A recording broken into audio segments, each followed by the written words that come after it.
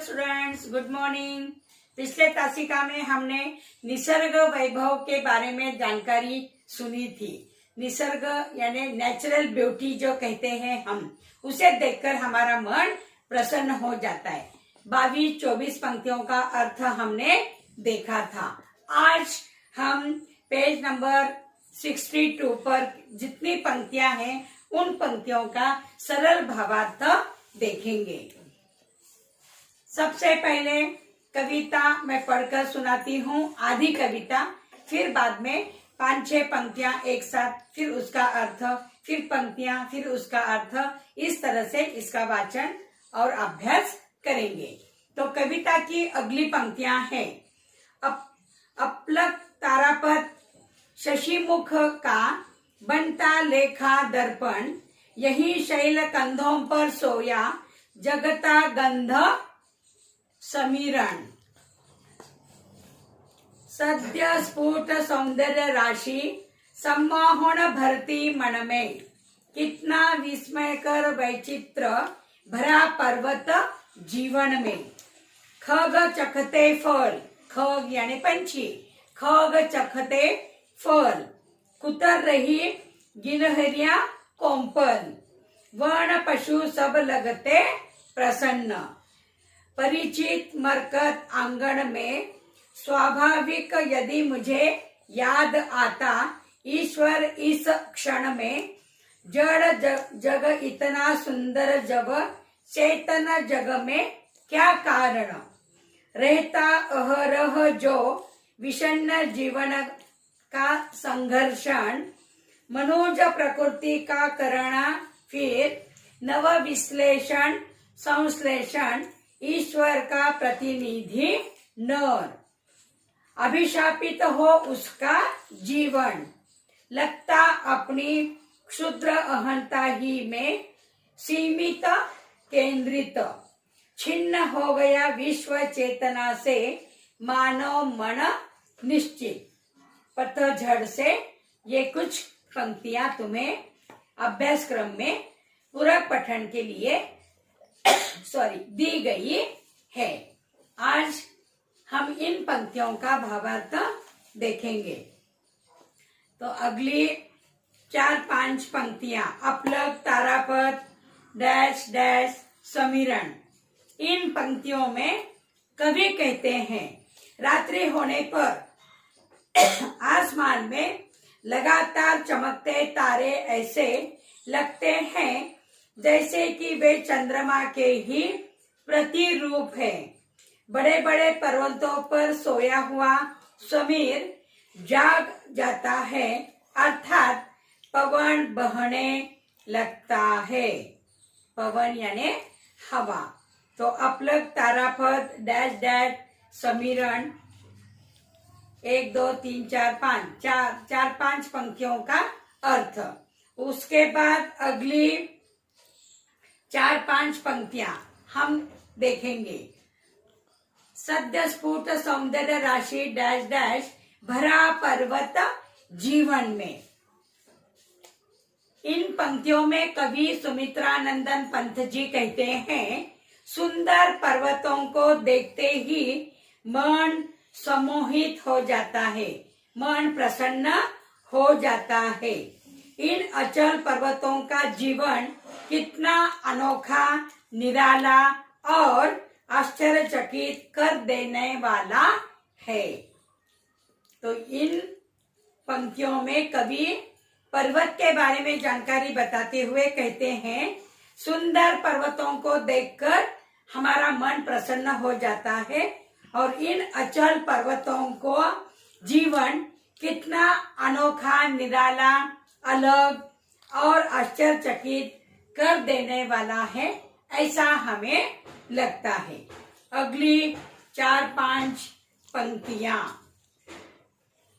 खग चखते फल dash dash परिचित मरकत आंगन में।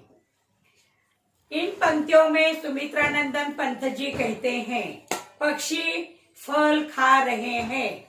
खग चखते फल, इसका अर्थ होता है पक्षी फल खा रहे हैं।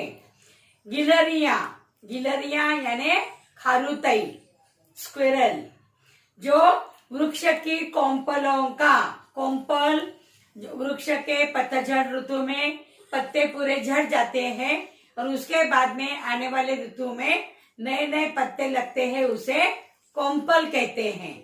तो यहाँ पर पक्षी फल खा रहे हैं और गिलहरियां वृक्ष की कोंपलों का आनंद ले रही है, यानी गिलहरियों को भी वे पत्ते खाने के लिए बहुत अच्छे लग रहे हैं, कोंपलों का आनंद ले रही हैं। कोंपल यानी पेड़ को नए नए पत्ते लगने वाले, कौड़ी पाने जिसे हम कहते हैं, तो उसका आनंद ये गिलहरियां ले रही हैं और पक्षी, सभी पक्षी फल खा रहे हैं।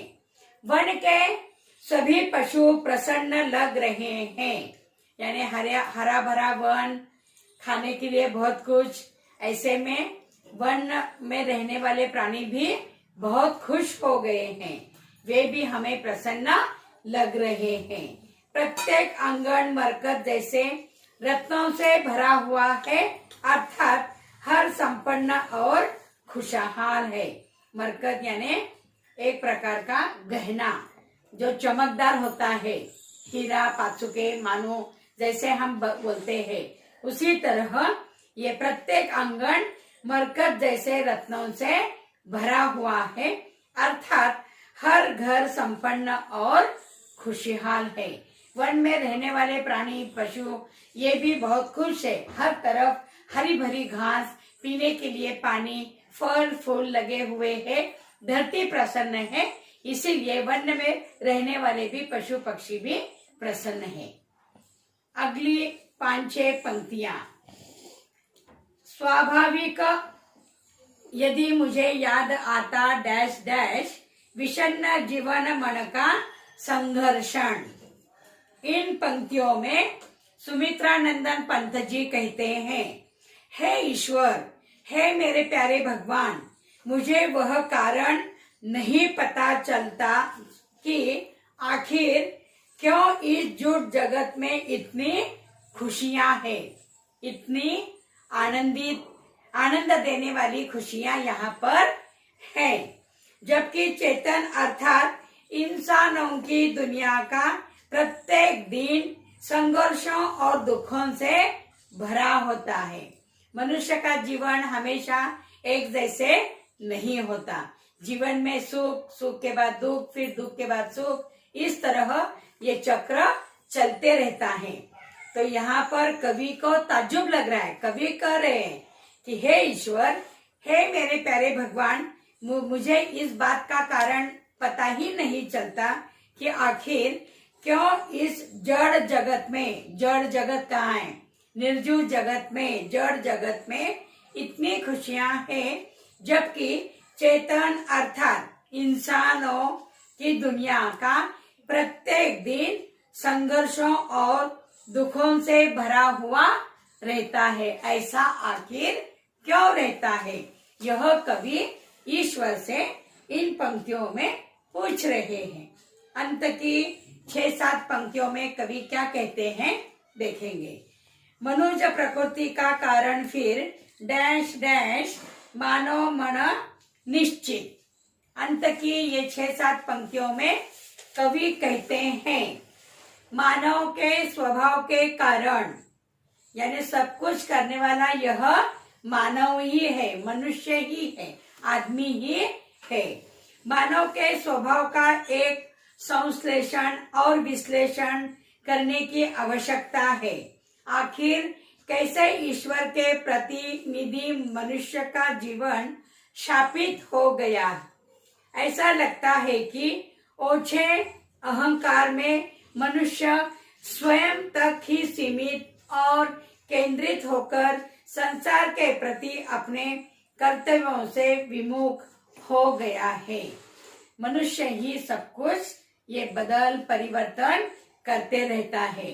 उसके स्वभाव को एक बार हमें विश्लेषण, संश्लेषण और विश्लेषण करने की हमें आवश्यकता है, ऐसा सुमित्रानंदन पंत जी को लगता है। आखिर कैसे ईश्वर के प्रतिनिधि मनुष्य, मानो मनुष्य ईश्वर का ये प्रतिनिधि ही है। ईश्वर ने दिए हुआ कार्य ही हम मनुष्य करते हैं। आखिर उनका जीवन यह शापित क्यों हो गया? ऐसा लगता है कि ओछे अहंकार, मनुष्य में अहंकार, मीपना, अहंकार, मैं सब कुछ, मैं की बात गिरता है। तो यह अहंकार मन में मनुष्य स्वयं तक ही सीमित और केंद्रित होकर संसार के प्रति अपने कर्तव्यों से विमुख हो गया है। अपने कर्तव्य को वह पूरा भूल गया है। उसी के कारण यह अवस्था होती रहती है। निसर्ग वैभव, यानी जिस तरह ये निसर्ग वैभव है, हर तरफ से परिपूर्ण है, उसे देखकर मानो किसी को भी अच्छा लगता है, हम मनमोहित हो जाते हैं, उसकी ओर खींच जाते हैं ताकि हमारा मन प्रसन्न हो जाए। हरी भरी धरती देखकर हम प्रसन्न होते। धूपकाले में खिड़की में से भी झांक कर बाहर देखना तो हमें अच्छा नहीं लगता। धरती पूरी वृक्ष सी बन जाती है, हमारा मन भी, एक तो हम गर्मी से परेशान हो जाते हैं। तो ये निसर्ग वैभव तब हमें कभी देखने नहीं मिलता। ये निसर्ग वैभव को बनाए रखने में मनुष्य ही सब कुछ कर सकता है, उसी के हाथ में है। इसीलिए तो पेड़ पौधों को हमें नहीं काटना चाहिए। पका हुआ पेड़ हम काट सकते हैं अपनी जरूरतें पूरी करने के लिए, लेकिन हरा भरा पेड़ जो हमें फल फूल देता है उसे कदापि हमें तोड़ना नहीं चाहिए, ताकि ये धरती भी वृक्ष बन जाएगी और ये निसर्ग वैभव भी खत्म हो जाएगा। इस तरह सुमित्रा नंदन पंत जी इस कविता के मार्फत हमें बतलाना चाहते हैं। समझ गए? तो 2 भागों में ये कविता मैंने बांट दी है। कविता की 44 पंक्तियां हैं। तो पहले दिन 18-20 पंक्तियों को हमने अर्थ देखा। दूसरे भाग में अगली पेज नंबर 62 पर जो पंक्तियां हैं उसका सरल अर्थ भी देखा है। तुम समझ ही गए होंगे। 4 अंकों के लिए ये पद्य एग्जाम में हुआ करता है। समझ गए? सभी को कविता समझ में आ गई? और एक बार कविता का वाचन करो। पूरक पठन में गद्य पद्य दोनों रहते। ये पद्य है, इस पद्य के लिए 4 गुण और गद्य के लिए 4 गुण हुआ करते हैं। यह तो तुम्हें इस बात का भी पता है। तो तुम्हें कविता समझ में आई ही होगी। सुमित्रा नंदन पंत निसर्ग वैभव को हमारे सामने उन्होंने किस तरह से पेश किया। गिरी पर्वत से जैसे सरसर पानी टपकते रहता है, कोयल गाती है अपने मीठे स्वर में, इस तरह का वर्णन किया है। और ये सारे करकुते मनुष्य के हाथ में ही है। निसर्ग को कायम हम बनाए रखना चाहिए, उसकी सुंदरता हमें नष्ट नहीं करनी चाहिए, ताकि वन में रहने वाले पशु पक्षी भी खुश और आबादित रहेंगे। हम तो रहेंगे ही, लेकिन हमारे साथ साथ वे वन में रहने वाले भी पशु, हिंसक पशु, प्राणी, पक्षी खुश रहेंगे और हमें भी दिलासा देते रहेंगे। अगली तासिका में हम इसका स्वाध्याय PDF करके मैं तुम्हें भेजूंगी, उसे भी तुम्हें लिखना है। धन्यवाद।